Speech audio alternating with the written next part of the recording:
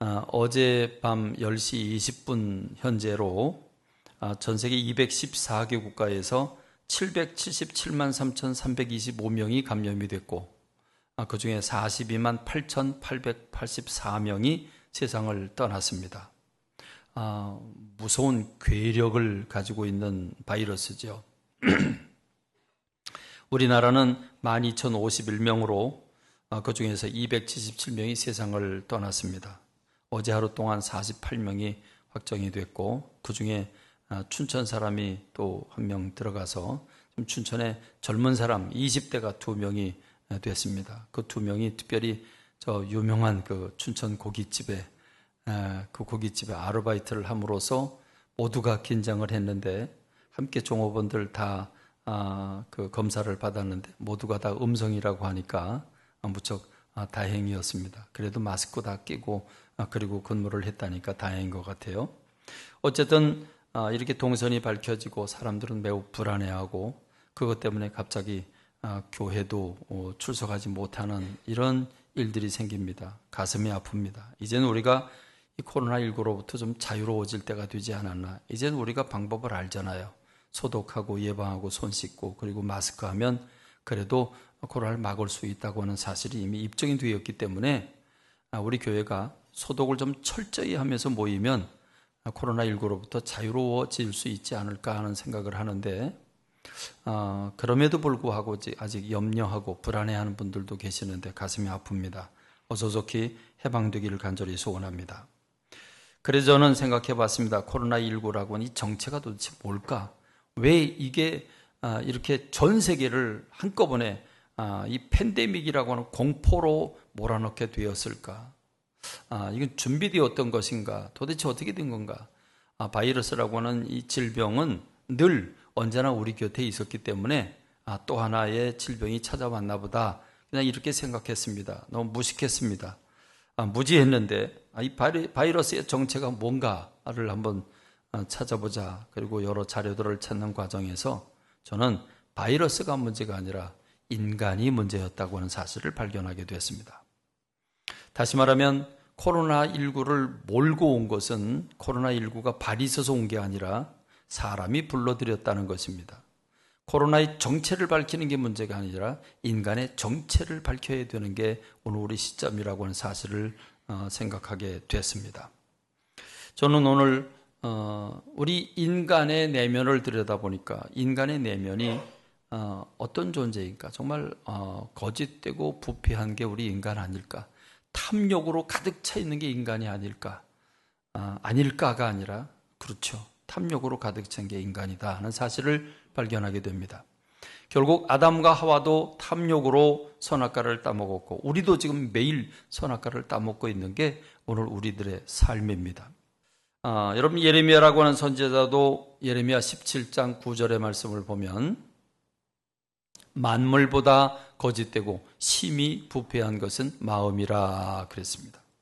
우리가 다 법 없이 살아도 될 것처럼 착하고 그리고 우리가 법도 지키고 그리고 예절이 있게 살아가려고 하지만 결정적인 순간 아니 일상생활 우리의 삶을 들여다보면 우리가 다 꿰쓰고 있고 이기적으로 살고 있고 탐욕에 사로잡혀 살고 있는 우리의 모습을 우리가 발견하고 우리가 이 구절을 읽으면서 인간은 만물보다 거짓되고 심히 부패한 건 마음이라고 인간의 마음이라고 하는 것을 부인할 수 없음을 우리가 고백합니다. 그래서 인간의 역사를 한번 살펴봅니다. 인간은 지난날 어떻게 살았을까? 수천 년 동안 살아온 인간의 삶을 돌이켜보면 한마디로 표현한다면 탐욕이었습니다. 인간의 이기를 위해서 인간의 이기적 목적을 위해서 탐욕, 욕망 그걸 채우려고 내 주변 것들을 아낌없이 도구로 삼는 그런 삶이 인간의 삶이었습니다. 아담과 하와도 선악과를 따먹은 동기가 인간의 욕심이었습니다. 하나님처럼 되기를 원하는 욕심이었습니다. 그런데 하나님이 인간을 창조하실 때 인간이 행복하게 살아가는 비법을 알려주셨고 그걸 사명으로 부여해 주셨습니다. 창조 질서입니다. 이 창조 질서가 무엇입니까? 창세기 1장 26절로 28절의 말씀을 보면 하나님께서 사람을 하나님의 형상대로 지으셨습니다. 하나님이 하나님의 모양을 따라서 하나님의 형상을 따라서 하나님이 사람을 지으셨습니다. 굉장한 거죠. 사실은 스페셜 케이스입니다. 어떤 짐승도 어떤 생물들도 그렇게 만들지 않으셨는데 사람만큼은 하나님을 닮게 만드셨습니다. 기가 막힌 특혜가 아닐 수가 없습니다. 그러면 사람에게 왜 그런 특혜를 주셨는가? 하나님의 형상, 우리의 형상을 따라 우리의 모양대로 우리가 사람을 만들고 그들로 바다의 물고기와 하늘의 새와 가축과 온 땅과 땅에 기는 모든 것을 다스리게 하자. 이렇게 말씀을 하시고 사람을 창조하신단 말이에요. 그래서 28절에 보면 그렇게 창조한 그 아담과 하와에게 복을 주십니다. 근데 복을 주시는데 그냥 어떤 복의 보따리를 툭 던져주면서 이게 복이다 받아라 이렇게 말씀하시는 게 아니라 어떤 방법을 통해서 주시지요. 하나님 복을 주시는데 이렇게 말씀하십니다. 생육하고 번성하고 땅에 충만하라. 땅을 정복해라. 바다와 바다의 물고기와 하늘의 새와 땅에 움직이는 모든 생물을 다스려라. 여러분, 왜 복이라고 하는 복을 주시면서 정복하고 다스리라는 말씀을 병행선에 놓았을까요? 왜 그랬을까요? 그것은 하나님 복을 받고 복을 누리는 방법은 하나님이 창조하신 피조 세계를 정복하고 다스릴 때 그 복을 누릴 수 있다고 하는 메시지를 주신 것입니다. 그 창조 질서죠. 그 질서를 주신 겁니다. 다시 말하면 우리가 볼 때 정복이라고 하는 단어는 쳐들어가서 그 있는 힘으로 짓밟고 빼앗아가고 그 자기가 원하는 대로 살아가는 것, 그걸 우리는 정복이라 이렇게 표현합니다. 근데 다스린다 그러면 힘을 가지고 내가 있는 힘과 권세를 가지고 힘없는 사람을 자기 뜻대로 다스리는 걸 다스린다 이렇게 우리가 다스림이라고 하는 단어를 좀 부정적으로 생각합니다. 그런데 우리가 왕이 백성을 잘 다스린다라고 할 때는 다르게 쓰입니다. 긍정적으로 이 다스림이라고 하는 단어 이걸 생각해 보면 무엇입니까? 왕이 백성을 잘 다스리려고 하면 백성들이 공평하게 살아야 되고 부하게 살아야 되고 건강하게 살아야 되고 그리고 좋은 환경에서 살아야 합니다. 그렇게 하려니까 부정을 없애야 되죠. 탐과 놀이를 없애야 되죠. 법과 질서를 잘 만들어야 되죠. 이게 잘 돌아가는가를 살펴야 되죠. 그러려면 왕은 피곤하죠. 늘 신경 써야 하고 늘 피곤하고 백성들이 살아가도록 청지기적인 역할을 해야 되는 겁니다. 섬김의 역할을 해야 되는 겁니다. 그래서 백성들을 잘 섬기면 왕은 피곤하고 힘들지만 백성들이 평안하게 살 수 있게 되는 줄로 믿습니다. 우리는 이런 왕을 가리켜서 잘 다스리는 왕이다 이렇게 얘기를 합니다. 그런데 왕의 권력을 이용해서 전국에 있는 처녀들 중에 이쁜 여자들은 다 불러라. 다 내 거다. 그리고 자기 사람 만들어 버리는 이게 왕들이 권력을 행사하는 건데 그건 폭군이죠. 그건 선한 왕이 아닙니다. 그건 폭군입니다. 그렇습니다. 인생을 짓밟는 거죠. 그게 폭군입니다. 그러나 겸손하고 정말 다스림을 잘하는 왕은 자기를 부인하고 자기 몸 돌아보지 않으면서 오히려 백성들의 삶을 돌아보기 위해서 희생하고 헌신하고 섬기는 그런 왕을 훌륭한 왕이라 그럽니다. 그러므로 하나님이 피조 세계를 만들어 놓으시고 복을 주시면서 땅을 정복하라 다스려라고 말한 것은 하나님이 창조하신 이 피조 세계가 더 맑고 더 깨끗하고 더 아름답고 그리고 풍성한 열매, 만나는 열매를 더 많이 만들도록 그렇게 하는데 거기 방해가 되는 어떤 식물들이든 동물들이든 그 질서를 파괴하면 그거를 하나님이 주신 권세로 다스리라, 그걸 정복해라 라고 하는 것이죠. 악을 제거하고 잘못된 질서를 잘라내는 것, 그게 바로 다스리는 겁니다. 그러니까 한마디로 말하면 하나님의 창조하신 거대한 하나님의 정원, 그 지구를 가꾸라고 돌보라고, 다시 말하면 청지기로 살으라고, 관리자로 살으라고, 섬김이로 살으라고 하나님이 창조 질서를 만들어 주셨습니다. 그러므로 인간이 받은 사명은 하나님이 창조하신 피조물들을 잘 돌보는 것입니다. 그들이 자유롭게 좋은 열매를 맑고 깨끗하고 좋은 환경이 되도록 그걸 돌보는 것이 사람의 사명이었습니다. 그렇게 되면 거기서 나는 그 맑은 공기를 사람이 마시고 맑은 물을 사람이 마시고 거기서 나오는 풍성한 열매와 맛있는 열매들을 사람이 먹게 되기 때문에 그게 바로 복이 되는 줄로 믿습니다. 그런데 여러분, 지나간 인간의 역사는 어떻습니까? 한마디로 말하면 우리는 정복이라고 하는 단어와 다스림이라고 하는 단어를 부정적으로 사용을 해서 무조건 짓밟고 내가 쓰고 싶을 때 언제든지 죽이고 꺾고 그리고 내 방법대로 짓밟으면서 사람의 이기적인 목적, 육체적인 목적을 위해서 피조세계를 가꾸지 않았습니다. 피조세계를 무차별 정복을 했습니다. 내 쾌락을 위해서. 사슴의 피가 우리 사람에게 좋다고 그래서 사슴을 잡아서 목을 딱 그 자리에서 피를 받아가지고 그 따끈따끈한 피를 그 자리에서 들이키는 게 인간입니다. 그게 인간입니다. 얼마나 여러분 육체의 만족과 쾌락을 위해서 이 피조 세계를 짓밟았습니까? 그렇습니다. 인간에게 유익이 된다고 하면 무엇이든지 가리지 않고 도구로 삼았던 게 지나간 인간의 역사였습니다. 그렇습니다. 하나님은 우리 사람을 만드실 때 세상을 섬기라고 만들어 주셨는데 우리는 세상을 육신의 유익의 도구로 삼고 그걸 짓밟은 겁니다. 여러분 생각해 보면 인간이 하는 일 참 정말 못된 짓 많이 했어요. 그렇습니다. 특별히 중국 사람들 박쥐를 비롯해서 야생동물, 지난번 그 우한 시장이라고 하는 게 야생동물 시장이거든요. 거기서부터 번졌다고 지금 그러죠. 그들은 인정 안 하지만 그럴 수밖에 없을 것 같습니다. 그러니까 박쥐를 비롯해서 야생동물을 잡는데 여러분 중국 사람들은 위생관념 별로 없거든요. 그러니까 그 바이러스가 그대로 노출됩니다. 자, 여러분 코로나 바이러스라고 하는 본질이 뭐냐? 코로나 바이러스의 본질이 동물 감기 바이러스랍니다.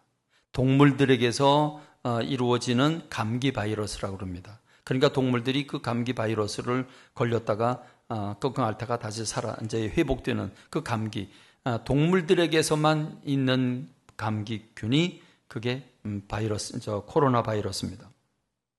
사스라고 하는 것은 박쥐에게 있는 정말 그 캄캄한 그 병균이 많은 그 동굴 속에서 살던 박쥐가 그 균을 많이 가지고 바이러스를 많이 가지고 있는데 그걸 사양 고양이가 박쥐를 잡아먹어요.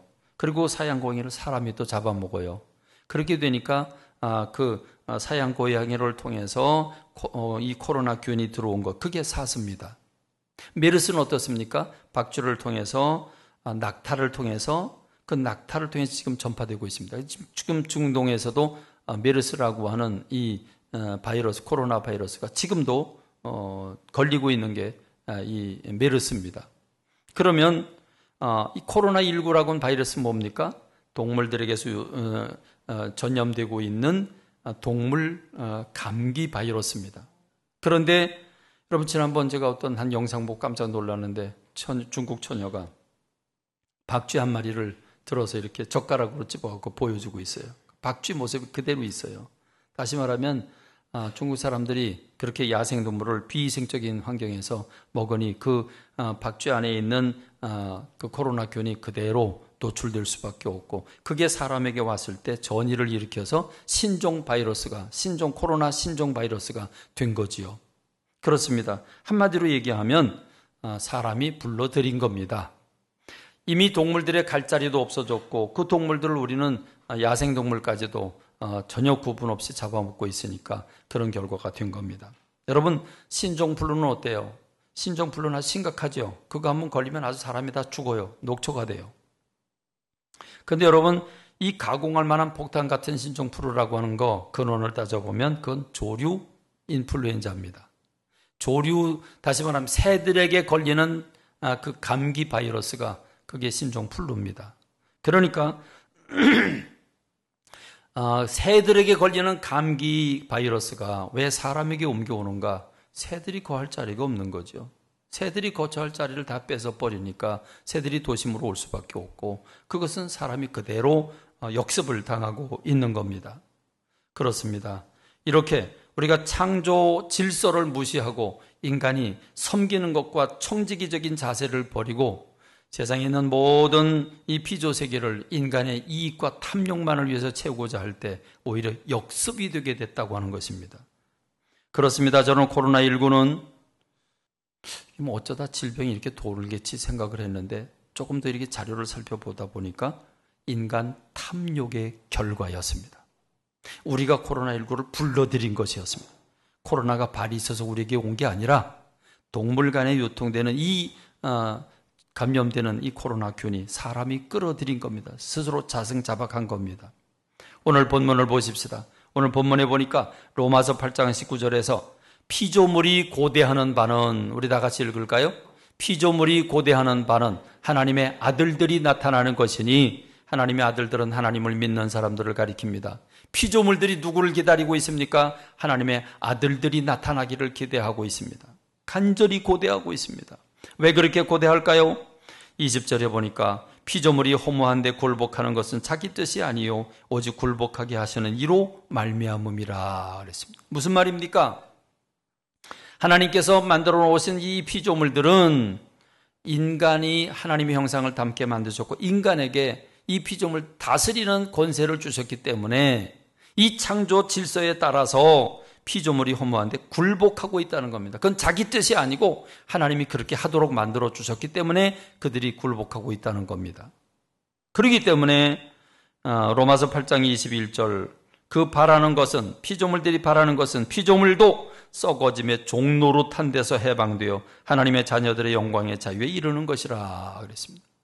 여러분, 그 눈망울이 맑은 사슴을 잡아서 피를 쏟아 그걸 따끈따끈한 피를 통째로 마시고 있는 인간의 모습, 무시무시한 그 고물 철장 안에 가두고 그걸 쓸개에 닌겔줄로 뽑아내서 그걸 사람이 인간의 약으로 만들고 있는 모습, 거대한 코끼리가 사람 앞에서 덩실덩실 춤을 추고 있고, 코끼리가 축구공 갖고 축구를 하고, 코끼리가 농구공으로 볼대 안에 공을 집어넣습니다. 여러분, 바닷속에 있어야 할 돌고래가 고기 몇 조각 얻으려고 그냥 인간 앞에서 재주를 부리고 있지 않습니까? 그렇습니다. 이 피조 세계가 인간의 탐욕과 이기를 위해 무차별로 정복을 당하고 있기 때문에 그 피해를 고스란히 받고 있습니다. 그래서 그 피조물들이 바라는 게 뭐냐? 하나님의 아들들이 나타나기를 기대하고 있다. 그래서 8장 22절 피조물이 다 이제까지 함께 탄식하며 함께 고통을 겪고 있는 것을 우리가 아느니라. 할렐루야. 지금 피조물들은 하나님의 아들들을 기다리고 있습니다. 하나님의 자녀들을 기다리고 있습니다. 왜요? 하나님의 자녀들은 그렇게 살지 않으니까. 하나님의 자녀들은 창조 질서를 따라서 하나님의 뜻대로 이 환경을 보호하고 피조물들을 아끼고 사랑하니까 하나님의 자녀들을 기다리고 있다는 겁니다. 그렇습니다. 그들은 지금 썩어짐의 종노릇한 데서 해방되기를 원하고 있습니다. 왜 종노릇입니까? 지금 말씀한 대로 여러분, 동물들이 힘이 없어서가 아니라 힘은 우리보다 더 세요. 그러나 하나님이 그들이 굴복하는 권세를 사람에게 주셨기 때문에 그들이 굴복할 수밖에 없는데, 썩어짐의 종노릇한 데서 해방되어 하나님의 자녀들의 영광에 자유에 이르는 것이라. 그래서 오늘 설교 제목은 자유에 이르는 것입니다. 이것은 회복될 겁니다. 종말에 하나님께서 사자와 어린 양이 함께 불을 뜯고, 그리고 독사의 굴에 어린아이가 손을 집어넣어도 물지 않는 회복된 세상을 주님이 우리에게 미리 가르쳐 주시고 이사야를 통해서 보여주셨습니다. 그러나 그 전에 우리는 하나님이 창조하신 이 피조 세계를 창조 섭리에 따라서, 창조 질서에 따라서 우리가 세상을 섬겼더라면, 이 피조 세계를 섬겼더라면 물은 더 맑았을 것이고, 그리고 더 공기는 맑았을 것이고, 그리고 더 풍성한 열매를 만들어내서 우리 인간이 행복을 맛볼 수 있었을 것입니다. 그러나 이제 우리 이제 하천이 다 말라가고 있고, 마실 물이 부족하고, 그리고 공기는 이미 탁해졌고, 그리고 이제는 동물들에게 있는 그 바이러스가 다 사람에게 몰려와 전 세계가 지금 770만 명이니까 조금 있으면 이제는 1000만 명 넘어가고, 죽는 사람도 50만 명이 넘어가게 될 텐데, 여러분, 이거 자생자박입니다. 그러므로 이제 우리는 어떻게 해야 됩니까? 답은 예수 그리스도이십니다. 답은 예수 그리스도이십니다. 정답은 예수 그리스도밖에 없습니다. 왜 그러냐? 여러분, 예수님은 누굽니까? 예수님은 나는 길이요 진리요 생명이니. 요한복음 14장 6절에서 나는 길이다, 나는 진리고 나는 생명이다, 주님 말씀하셨습니다. 주님은 어떻게 하셨습니까? 주님은 저 들풀, 저 백합화를 보라, 그거 주님이 입혀주셨다 그러죠. 그 백합화가 우리가 말하는 백합이 아니라 들에 피는 백합입니다. 야생화입니다. 누가 돌보지 않는 야생화 내가 입혀줬다 그럽니다. 하늘 나는 새 내가 먹이고 있다 그럽니다. 참새 한 마리가 한 아세르에 팔리는 거 하나님의 허락이 없으면 안 팔린다. 하나님은 그렇게 모든 동물의 세계까지도 다 지키시고 인도하신다고 말씀하고 있습니다. 오늘 우리가 교동문 읽은 것 이랬죠. 여호와께서 샘을 골짜기에 솟아나게 하시고 산 사이에 흐르게 하사 각종 들짐승에게 마시게 하시니 들나귀들도 해갈하며 공중의 새들도 그 가에서 깃들이며 나뭇가지 사이에서 지저귀는도다. 그가 그의 누각에서부터 산에 물을 부어주시니 주께서 하시는 일의 결실이 땅을 만족시켜 주시는도다. 할렐루야. 하나님은 참새 한 마리도 돌보시고 가꾸시는 분입니다. 인간은 그동안에 너무 이 피조 세계를 무참하게 짓밟았고 인간의 이기를 위해서 탐욕의 도구로 사용해 왔습니다. 그래서 그 모든 피조 세계가 역습으로 지금 오늘 우리에게 탁해진 공기와 그리고 마실 물이 사라지고 오늘 기후 이상이 생겨서 온난화가 생겨서 여러 가지 비정상적인 일이 생기고 있습니다. 그러므로 인간은 하나님 앞에서 회개해야 합니다. 말씀대로 살지 못한 것에 대해서 회개해야 합니다. 저는 환경 문제가 중요하다고 하는 생각은 늘 해왔지만 이게 이렇게 우리가 환경 문제를 신앙의 기본으로 삼아야 된다는 사실은 잘 몰랐습니다. 이 말씀 준비하면서 그렇구나. 코로나가 온 것은 우리가 말씀대로 살지 못해서 이렇게 오게 된 것이구나. 이 코로나를 통해서 깨달은 게 많은데 특별히 환경 문제에 대해서 우리가 더 깨달아야 합니다. 예수님은 생명이라고 말씀하셨고 하나님은 피조세계 참새 한 마리도 다 돌보시는 분이시기 때문에 하나님을 믿는 사람이라면 하나님의 자녀라면 하나님의 방법대로 주님 말씀하신 대로 피조세계를 돌봐야 되는 줄로 믿습니다. 할렐루야, 할렐루야. 그렇습니다. 우리는 세상을 섬기는 청지기가 되어야 되는 줄로 믿습니다. 그래요, 우리는 내 몸에 좋은 것을 먹겠다고 친환경 비싼 거를 찾고 아끼지 않고 값을 지불하면서 왜 우리는 환경을 살리는 일에는 그동안 무시했을까? 중요하다는 건 어렴풋이 알면서도 왜 우리는 그동안 환경에 대해서 그렇게 무지하게 살았을까 생각하면서 회개합니다. 이제 우리 교회는 두 가지 이미지가 됐으면 좋겠어요. 저 광염교회는 성도들이 빛과 소금의 직분을 가지고 살더라. 삶의 현장에서 정말 광염교회 교인들은 빛이고 소금이다. 이런 얘기를 들었으면 좋겠습니다. 그리고 저 광염교회는 환경적으로 친환경적이고 환경을 소중히 여기고 환경을 회복하는 일에 앞장서는 교회다. 그런 교회의 이미지가 생겼으면 좋겠습니다. 그렇습니다. 오늘 우리 모든 성도님들이 코로나19라고 하는 거 이제 제가 앞으로는 별로 얘기 안 할 겁니다. 코로나19 이제 지겨워서라도 얘기 안 할 거고 이제 우리 코로나19 뛰어넘어서 코로나19로부터 자유로워야 되는 줄로 믿습니다. 그런 점에서 오늘 여러분들과 함께 나누며 환경 문제를 좀 더 깊이 생각하는 저와 여러분 되길 주님의 이름으로 축원합니다.